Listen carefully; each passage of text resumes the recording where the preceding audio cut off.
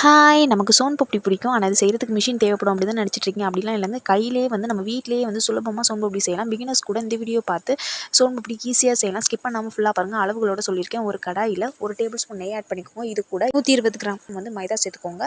அதுக்கப்புறம் 1/2 கப் அளவு வந்து கடலை மாவு சேர்த்துக்கோங்க. 60 கிராம். இத வந்து நல்லா வந்து 10 நிமிஷம் கைவிடாம மீடியம் ஃப்ளேம், லோ ஃப்ளேம்ல வச்சு கைவிடாம கிளறி விட்டுட்டே இருங்க. இல்லைன்னா கடல மாவு ஸ்மெல் வரும். அதுக்கப்புறம் சலிச்சு எடுத்துக்கோங்க. கட்டிகள் இருக்கும். அது தேவைப்படாது. அதுக்கப்புறம் 1 கப் அளவு சர்க்கரை சேர்த்துக்கோங்க அதே கடாயில. அதுக்கப்புறம் 1 கப் அளவு தண்ணி விட்டுட்டு பாகுபதம் வர வரைக்கும் நம்ம செக் பண்ணிகிட்டே இருக்கணும். நல்லா கொதி வரும்போது 1 டேபிள் ஸ்பூன் வந்து எலுமிச்சை சாறு சேர்த்துக்கோங்க. இது கட்டிப்படாமல் இருக்கிறதுக்காக சேர்த்துருக்கோம். அதுக்கப்புறம் நல்லா கொதி வரும்போது இந்த மாதிரி தண்ணி எடுத்து வச்சுக்கோங்க ஒரு பவுலில். இடையில பாகுபதம் செக் பண்ணிட்டு இருங்க. கம்பி பதம் வரணும். நல்லா உள்ளே வந்து உருட்டி எடுத்து பார்த்தோம்னா நல்லா ஸ்டிஃப்னஸாக இருக்கணும். நல்லா வந்து சாஃப்டாக இல்லாமல் இது வந்து கரெக்டான பதம். இது பாருங்கள் பார்த்துக்கோங்க. இதுக்கப்புறம் எடுத்துகிட்டு ஒரு பிளேட் நெய் தடவின பிளேட்டில் வந்து இதை எடுத்து வச்சுருக்கிறது கொட்டிக்குவோம். வந்து ஹனி கலரில் இருக்கும், தேன் கலரில் வந்துடும் அந்த பாகு.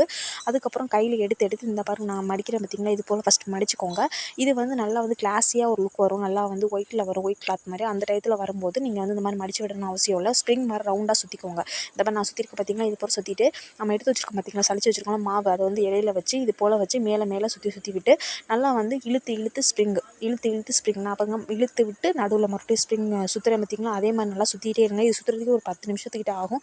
10-12 நிமிஷம் ஆகும். நல்லா ஸ்ப்ரிங் பண்ணி இழுத்து விட்டு ஸ்ப்ரிங் பண்ணிகிட்டே இருந்தீங்கன்னா நல்லா லேஸ் வந்து நல்லா பண்டல் சேர்ந்த நூல் கண்டு மாதிரி வரும். நல்லா அந்தளவுக்கு நல்லா எவ்வளோ இழுக்க முடியுமோ இடையில வந்து மாவு தூவிக்கிட்டே இருங்க. அந்த மாவு முடிகிற அளவுக்கு நீங்கள் இழுத்துக்கிட்டே இருக்கணும். இடையில தூவி விட்டுட்டே இருந்தீங்கன்னா இந்த மாதிரி பண்டல் மாதிரி கிடைக்கும்.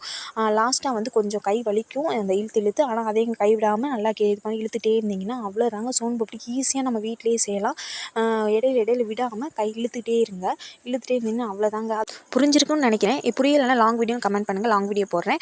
நம்மளோட சேனலை மறக்காமல் சப்ஸ்கிரைப் பண்ணிக்கோங்க. அடுத்த வீடியோவில் பார்க்கலாம். பாய்.